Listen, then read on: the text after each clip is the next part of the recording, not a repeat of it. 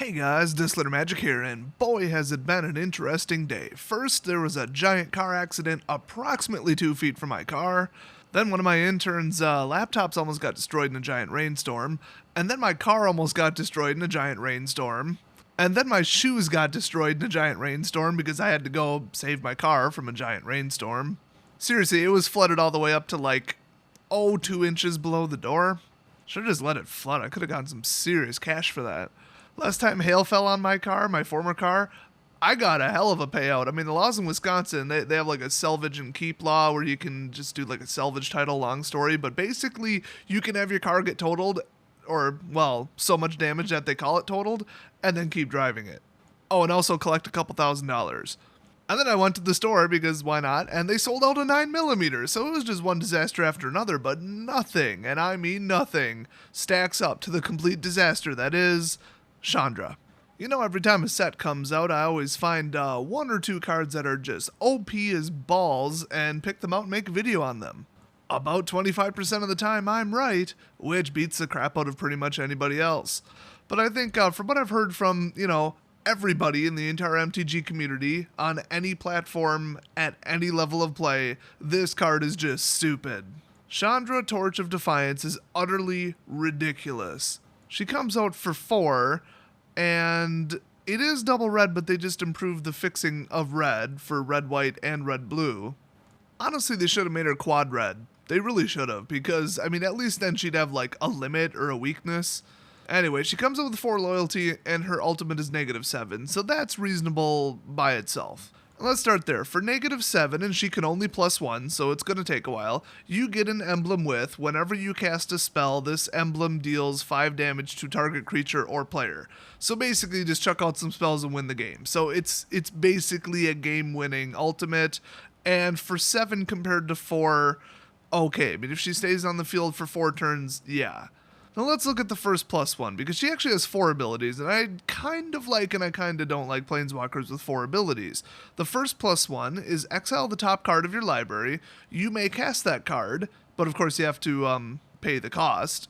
But if you should choose not to cast the spell, or if you can't, then she deals 2 damage to each opponent. So in multiplayer that's nuts, but even in single player, 2 damage is 2 damage. If you're playing Redburn, 2 damage is, fairly significant for something that you didn't have to pay mana for. Now if it's a land, you could put it on the battlefield, so remember that. And then you wouldn't get the 2 damage, so that's pretty powerful. If it's a damaging spell that hits the player, and let's say it hits for 3, but it costs 2 or 3 mana, you gotta think, well, could I just hit him for 2 and not pay the mana? That's a hell of a decision right there. And then if it's a creature, you might need it to block for Chandra so that she doesn't die. So you have to choose between burn and defense, or burn and mana ramp, whatever. I would take the card. I would lean towards not just doing the damage and letting the card fizzle. And of course by fizzle I actually mean just sit in exile forever.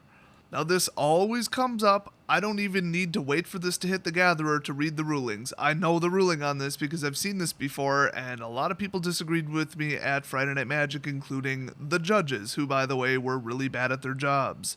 No, you cannot cast the spell the next time you use this ability. So if you have a pile of 3 or 4 cards sitting in exile that you haven't played, you cannot cast them. It would have to specifically say that. You resolve the ability in order if you can or if you can't cast it, or whether you want to or not. Okay, that happens, and then boom, it sits in exile. There is no more reference to it having been exiled by the ability in the past in the ability, so you can no longer cast that. Now her second +1 ability is insane, because this is the one that you would probably use most often unless you need to top deck something, like if you're short on creatures, if you're trying to finish off your opponent, then you would use the first ability. So +1, add 2 red mana to your mana pool. Simple as that. Now that's insane, because you could just start fueling stuff. Now that alone, if you put Chandra in your deck, that alone could lead to a 6 or 7 cost spell going off. Once she's out, you already have 4, and then the next turn you could reuse the 4 you used to bring her out, and honestly probably just free cast another land or something, or just hit somebody for 2. The next turn you've got bare minimum 6, if not 7 if you top decked a land with the first ability. Or the very first time you bring her out, you could add 2 and then use the 2 pooled to bring out a creature to block.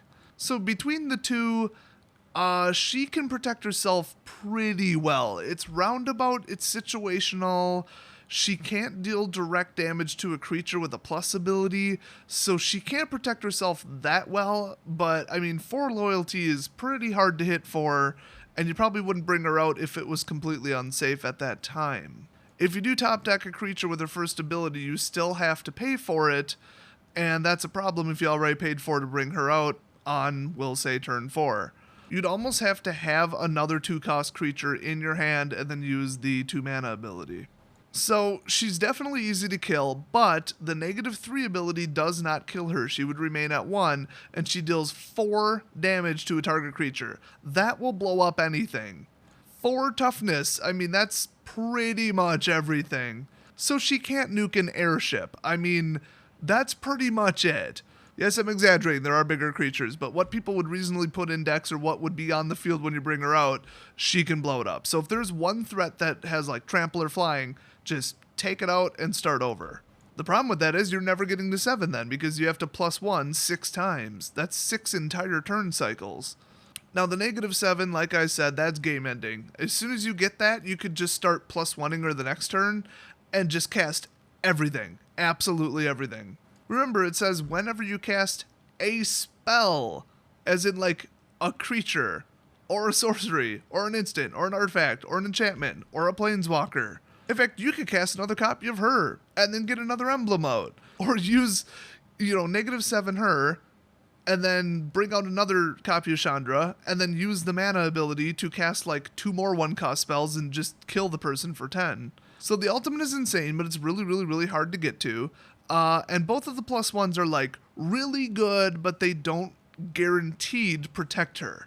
So killing her is doable, but that -3 is just vicious. I mean, if you use the -3, you have given up on the ultimate pretty much. But then she's just going to stand there and give you 1 draw per turn like she's Jace. I mean, it's basically card draw. Yeah, you have to immediately cast it, which is kind of Red's thing.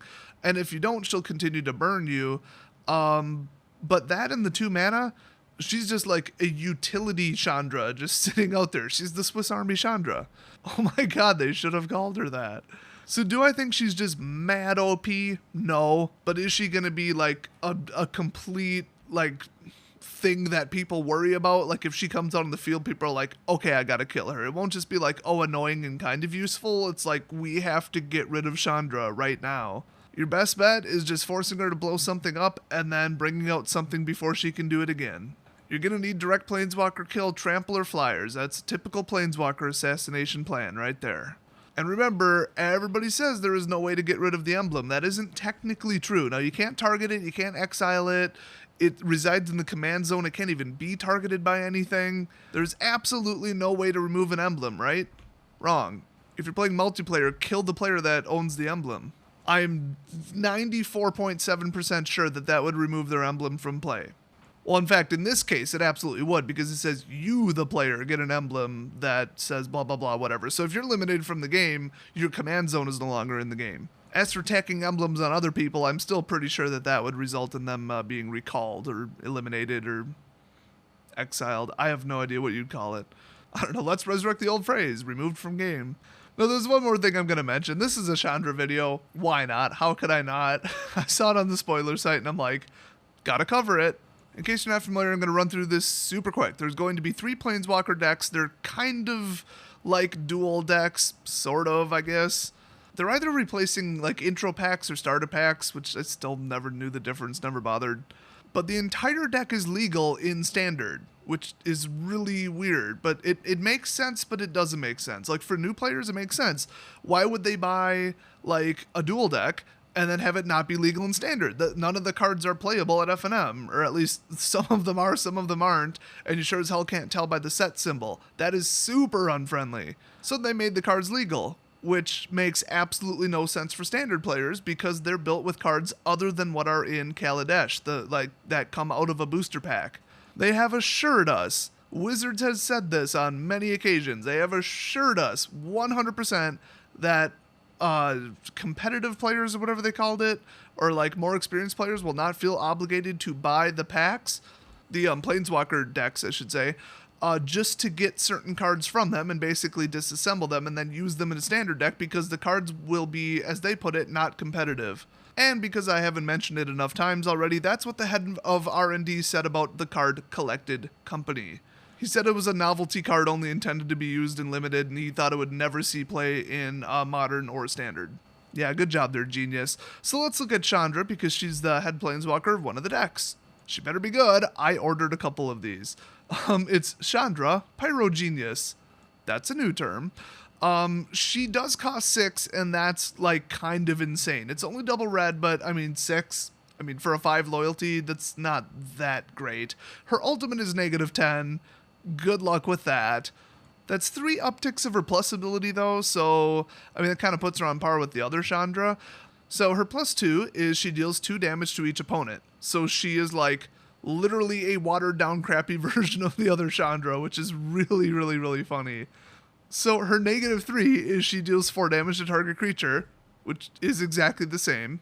And then her -10 is Chandra Pyro Genius deals 6 damage to target player and each creature he or she controls. So basically a board wipe and a potential kill for -10. Considering you would probably be at 11 by +2ing her, that's kind of nice. I mean, that could turn the game around. It's not absolutely devastating or game winning, but it is only targeting a player and each creature he or she controls, not the whole board. I mean, that's like Ingaruk's Wake level crazy. There's a term called asymmetric board wipes, and it is the most powerful thing in all of Magic the Gathering except for alternate win condition cards. In fact, the only card I can think of that does that is actually Ingaruk's Wake, but I know I've seen some others. That spell costs 9, by the way. 9 mana. So yeah, -10 ultimate, it makes sense. So she is seriously a watered down version of the other Chandra, and I just don't even know why I find that as funny as I do. It's just like, they were so paranoid about making the cards, like any of the cards in the Planeswalker decks, actually worthwhile. So they're like, what should we do? Oh, just print a crappy version of Chandra. Like, just make her almost identical but worse. Okay, raise the cost, make her plus abilities suck, and then keep the rest and water down her ultimate. That works. The only upside is that if you get her out, 5 loyalty is harder to kill than 4 loyalty, and the second you get her out, you're probably going to +2 her. So then she's at 7, and basically nothing can kill her, especially if you're playing red removal. So she might actually have a place in a Chandra deck, but I think the other Chandra would be the more desirable one. So overall, I think people are freaking out for no reason over the first Chandra. I mean, she's seriously powerful. She's probably one of the absolute best Chandras ever printed, if not the best. But she's still not that good. I mean, there are other Planeswalkers I've seen that are way more unfair. Liliana the Veil is insane, and Jace the Mind Sculptor is, well, banned in Modern. Need I say more? Those can single-handedly shut down the entire opponent. Not even the board state, not anything. Your opponent is done playing Magic. Like, they are screwed if these hit the field. Chandra, you can work around. You might be able to kill her. It's not the end of the world. It's just a little bit of utility assistance ongoing turn after turn for somebody's red deck. But I'd love to hear your opinion. Maybe there's some kind of combo I didn't think of or some card I haven't seen yet that works perfectly with her. Like, for example, if they reprint Eidolon of the Great Revel in this set, I will probably switch to Pokemon and burn my channel to the ground. If you think Chandra's pretty pissed off, reprint Eidolon and see what happens. Look up what happens when you give that card lifelink, by the way. So that's all the Chandra-related news for now. That's pretty much all the Chandra I can personally handle. So I'll see you guys next video.